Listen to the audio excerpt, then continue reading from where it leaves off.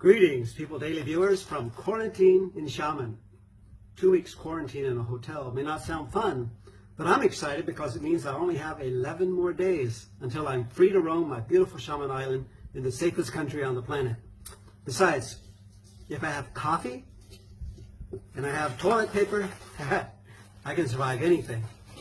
When I returned to the U.S. on January 21st to visit my 90-year-old mother-in-law, I had no idea the epidemic would escalate so rapidly. I was worried about friends and students in Xiamen, but they were the ones who encouraged me. They wrote, "We are careful, but we're not afraid. China will definitely overcome this because we Chinese can cope with adversity." Churku. A girl said, "I can't go outside, but I can meet friends online anytime. And now I have more time than ever to study English or read." As we prepared to return, a Xiamen leader urged that I wait until it was safe. I laughed and said, the safest place on earth is China, because only Chinese have shown they have the wisdom and decisiveness to fight this. If I don't return now, it may be many months before I return, if ever. And if I do ever get the virus, I prefer to get it in China where I know the doctors know how to treat it. 3 weeks ago, people were skeptical when I said the safest place on earth was China, but now it's obvious to everyone.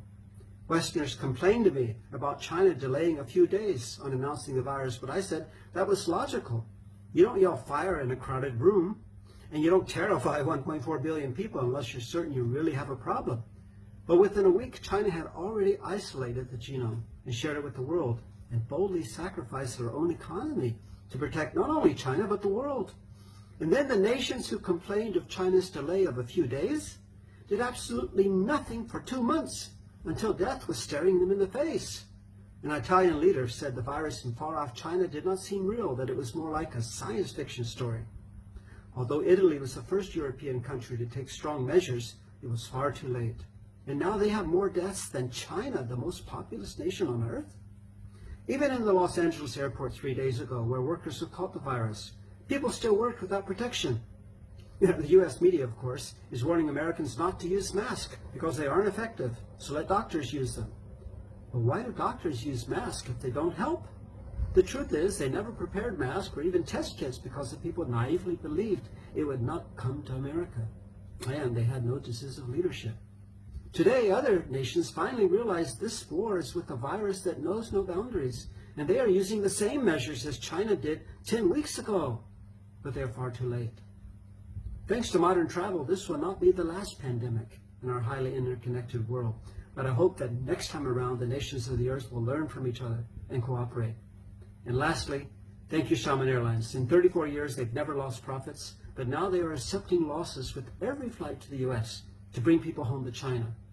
The world will remember 2020 for the virus. But even more important historically, 2020 is the year that China defeats another ancient enemy, absolute poverty. China's 2 victories in 2020 over the virus and over poverty prove that China has a moral commitment to making sure people have those most fundamental of all rights, life and a livelihood. A moderately prosperous nation with no one left behind. That is the China dream. And my dream is that China's 2 great victories in 2020 will help prove to the world that the China dream can also be the world's dream. Stay safe. Stay safe. 爱拼才会赢。爱比较加油呀。